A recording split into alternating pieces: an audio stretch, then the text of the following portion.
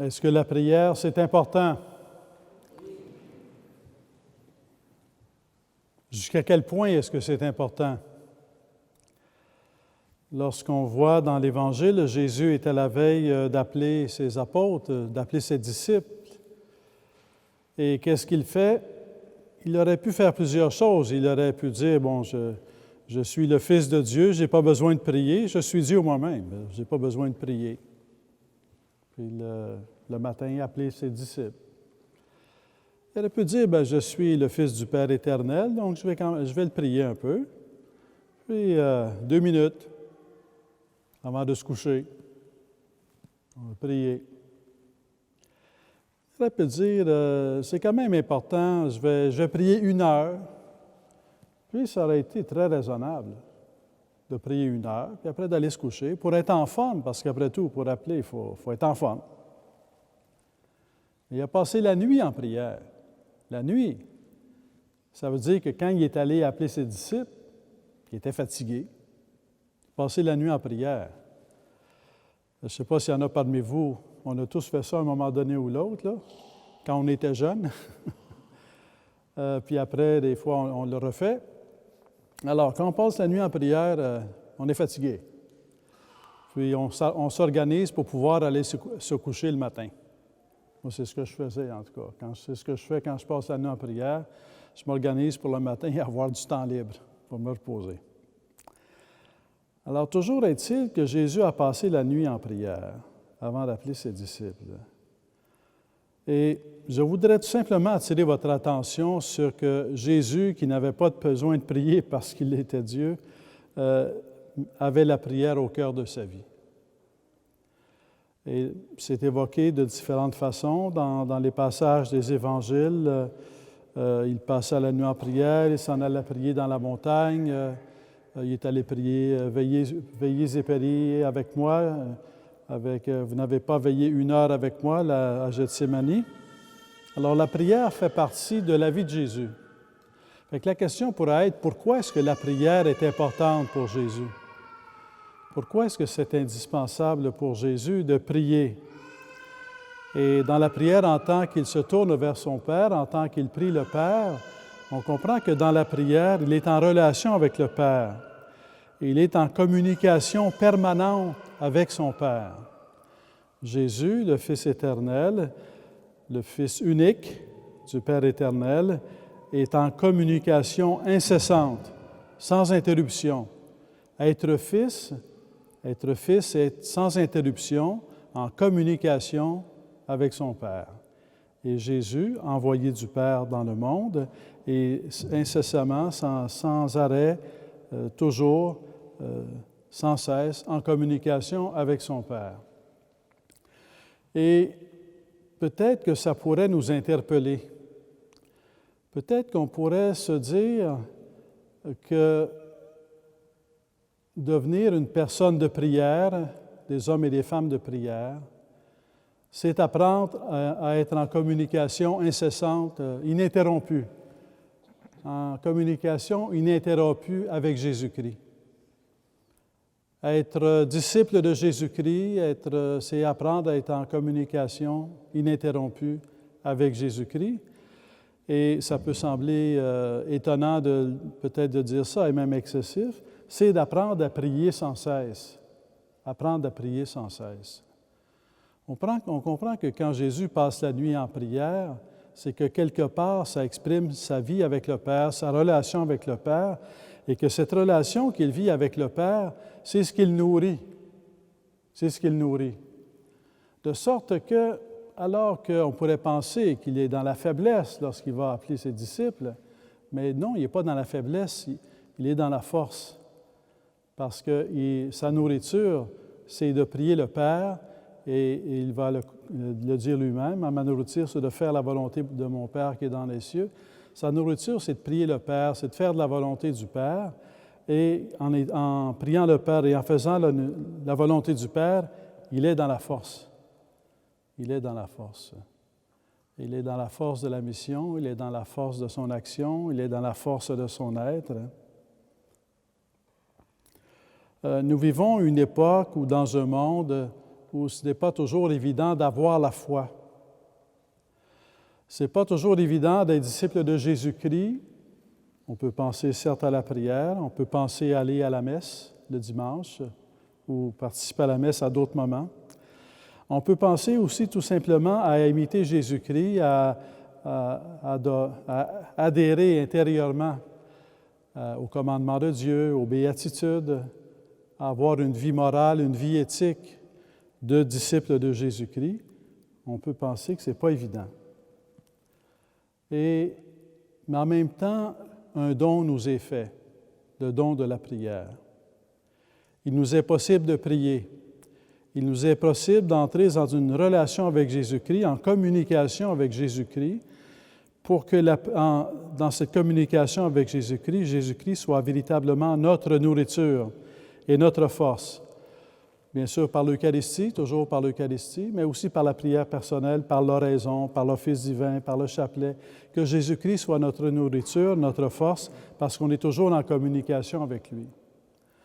Et est-ce qu'on peut être en communication avec Jésus-Christ sans chercher l'appel de Dieu? Parce que Dieu appelle. Le seul fait de nous créer, il nous appelle. Il nous appelle à exister, il nous appelle à être, il nous appelle à être enfant de Dieu, il nous appelle à vivre en enfant de Dieu, il nous appelle à participer à son œuvre de salut. Dieu est toujours en train de nous appeler à partir du moment où nous existons, il nous pose dans l'existence, il nous appelle à participer à son œuvre de salut. Et dans ce sens-là, participer à l'œuvre de salut de Jésus-Christ est appelé à une vocation. Ça peut apparaître dans un premier temps comme être appelé à poser des gestes extérieurs. Ça peut apparaître dans un premier temps comme être appelé à une action. On parle de mission. Ça peut apparaître dans un premier temps comme un appel à faire des choses pour le Seigneur, dans une vie de baptisé, dans la vocation au mariage, dans la vocation à la vie consacrée, dans la vocation sacerdotale. On peut dire « Je suis appelé par le Seigneur à faire quelque chose, à me marier, à donner ma vie dans un institut de vie consacrée ou une communauté religieuse, ou à devenir prêtre dans une communauté religieuse ou dans un diocèse. Je suis appelé. » Donc, être appelé, c'est qu'est-ce que je suis appelé à faire. Mais si on regarde Jésus, pour qui ce qui est premier, c'est d'être en communication incessante ou ininterrompue avec son Père, quelque part, être appelé, c'est tout d'abord être appelé à être. Être appelé à être un être humain, à être homme et femme, à être enfant de Dieu, à être consacré, à être marié, à être prêtre. C'est être appelé à être. Et l'être, ça se nourrit dans la prière. Ça se nourrit dans la prière. Il y a une ancienne expression qui dit « la prière est la respiration de l'âme ». C'est dans la prière que l'on nourrit l'être. Et quand on nourrit l'être dans la prière, dans une communication ininterrompue avec Jésus-Christ, après notre vie, par la grâce de Jésus-Christ, va être une vie de disciple de Jésus-Christ. Va être une vie d'obéissance à Jésus-Christ, dans le sens d'adhésion à Jésus-Christ, à sa volonté, à son plan de salut, à son appel. Donc, c'est parce qu'on est enfant de Dieu que l'on vit en enfant de Dieu. C'est parce que l'on est prêtre que l'on vit en prêtre. Mais pour être prêtre, pour être enfant de Dieu, c'est dans la communication incessante, ininterrompue avec Jésus-Christ que l'on nourrit donc notre être enfant de Dieu à participer à sa vie. Je rencontrais les diacres permanents récemment et je leur posais la question. C'était une question piège.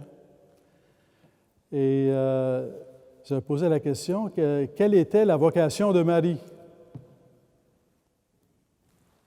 C'est une question piège, mais c'est une belle question parce que toutes les réponses sont bonnes. Mais il y a une réponse qui est première quand même. Alors, si je vous dis quelle est la vocation de Marie, vous allez dire Mère de Dieu. Mais savez-vous, et c'est pas faux, c'est vrai, c'est très vrai. Mais, je ne sais pas, quand elle avait 10 ans, est-ce qu'elle était Mère de Dieu? Alors, quelle est sa vocation première? C'est d'être enfant de Dieu. C'est ça la vocation première de Marie, c'est être enfant de Dieu. Et c'est parce qu'elle était enfant de Dieu qu'à l'intérieur de sa vie d'enfant de Dieu, elle entend l'appel à devenir mère de Dieu et qu'elle reçoit en même temps la grâce à être mère de Dieu. Je vous salue Marie, pleine de grâce. Pleine de grâce, lui dit l'ange. Pleine de grâce. La pleine de grâce, c'est son état d'enfant de Dieu. Elle est pleinement enfant de Dieu. Et à partir de sa vie d'être pleinement enfant de Dieu, elle reçoit l'appel à être mère de Dieu. Quand on cherche une vocation dans sa vie, puis consacrée, ici ce soir on prie d'une façon plus spécifique pour les vocations sacerdotales, mais aussi pour la vie consacrée, mais on pourrait rajouter la vocation au mariage et finalement toute prière pour les vocations sacerdotales est en même temps une prière pour toutes les vocations, mais il faut nommer explicitement. Alors donc quand on prie pour les vocations sacerdotales, on prie pour que des fois, on va découvrir, si vous pourrez rencontrer les séminaristes, leur demander comment ils ont entendu cet appel et pourquoi ils se retrouvent au séminaire, ou parler aux prêtres comment ils ont entendu cet appel également, et jusqu'à l'ordination sacerdotale. Alors, il a dit, parfois, c'est quelqu'un, je veux suivre Jésus-Christ, et ça se concrétise comme un appel à être prêtre. Parfois, ça veut dire, c'est le ministère. Je veux œuvrer en paroisse. Alors, pour œuvrer en paroisse, il faut être prêtre. Alors, donc, parfois, souvent, ça va passer par l'action. Dieu nous invite à poser une action. À entrer dans une mission. On est appelé à poser des tâches. Hein? Et comme Jésus qui appelle ses apôtres là, pour annoncer la parole. Mais il y a comme une condition de base. C'est qu'on rentre au séminaire, puis ce qu'on découvre, c'est que si on veut vraiment être prêtre, il faut être enfant de Dieu. On ne sera pas prêtre sans être enfant de Dieu. Et quelque part, la formation à la prêtrise, c'est au fond, dans sa couche de fond, si on veut, c'est une formation à être enfant de Dieu. C'est une formation à être en communication ininterrompue avec Jésus-Christ. C'est une vocation à vivre, non seulement à être enfant de Dieu, mais à vivre en enfant de Dieu, avec toutes ses implications de fraternité, ses implications de solidarité, ses implications de vie éthique et de vie morale. C'est un appel à être. Et à la limite, quand quelqu'un est prêt à être ordonné prêtre, c'est parce qu'il a dit oui à être enfant de Dieu et à vivre en enfant de Dieu. Et qu'il a entendu et qu'il s'est enrichi de la formation à être prêtre pour pouvoir conduire d'autres dans une vie d'enfant de Dieu, pour pouvoir communiquer la grâce qui rend possible la vie de l'enfant de Dieu, pour pouvoir proclamer une parole qui rend possible la vie d'enfant de Dieu. Si le prêtre n'était pas tout d'abord un enfant de Dieu, comment pourrait-il, dans son ministère, conduire le monde à être enfant de Dieu? C'est parce qu'on est enfant de Dieu qui consacre sa vie à la prêtrise que l'on peut, dans le service, faire retentir l'appel à être enfant de Dieu, faire retentir l'amour de Dieu le Père à travers Jésus-Christ et faire retentir l'appel à être enfant de Dieu. Mais la clé de tout ça, le fil conducteur, c'est qu'à chaque moment, il s'agit toujours d'être en communication ininterrompue avec Jésus-Christ.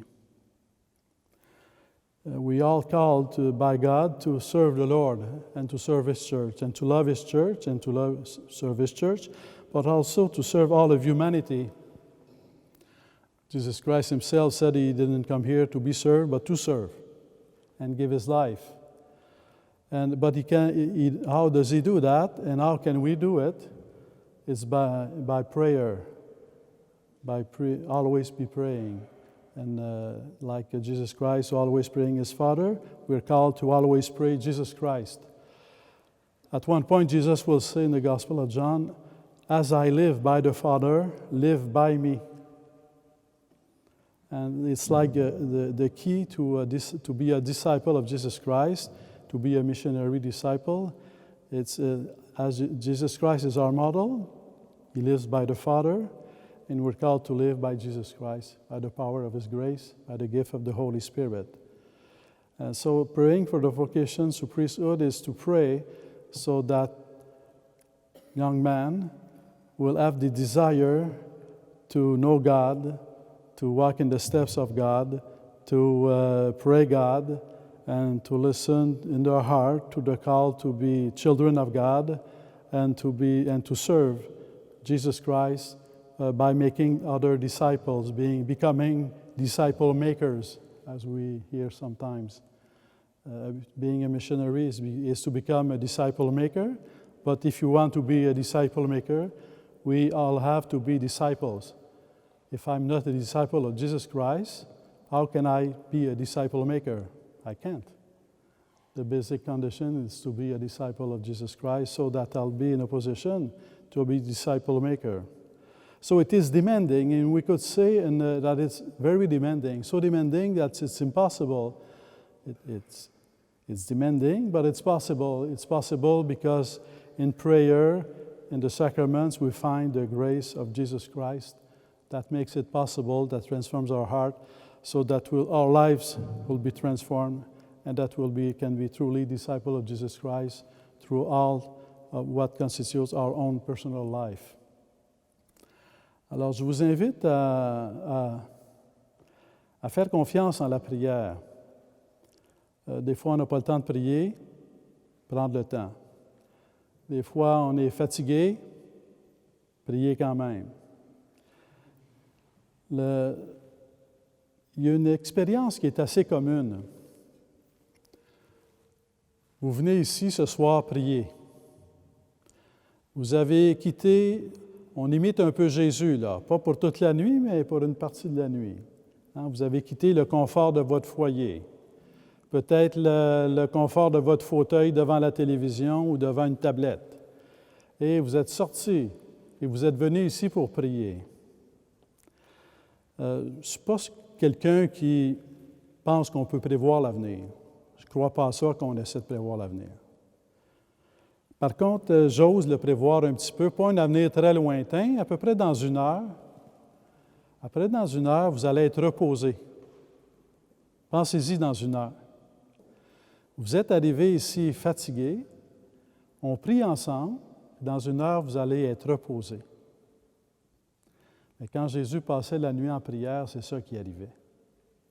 Après la fatigue d'une journée, plutôt que de dormir, il passait la nuit en prière, il se levait reposé, nourri par sa communion avec le Père. Il y a un pouvoir il y a comme une nourriture, il y a un pouvoir de vie dans la communion avec Jésus-Christ. Alors, je vous invite à croire en la prière pour vous-même, pour l'Église. L'Église peut apparaître fatiguée. Un diocèse peut apparaître fatigué. Puis on peut s'imaginer peut-être qu'il faudrait passer beaucoup de temps à dormir pour pouvoir retrouver des forces. Et on peut s'imaginer peut-être toutes sortes de moyens humains qu'on voudrait obtenir pour pouvoir retrouver de la vigueur. Mais c'est devant nous. Prier. Se fatiguer à prier, c'est très reposant. Alors, je vous souhaite la grâce de vous fatiguer à prier chaque jour, de puiser en Dieu, en Jésus-Christ, la paix de l'âme, la fraîcheur du corps et l'amour pour aimer à chaque jour.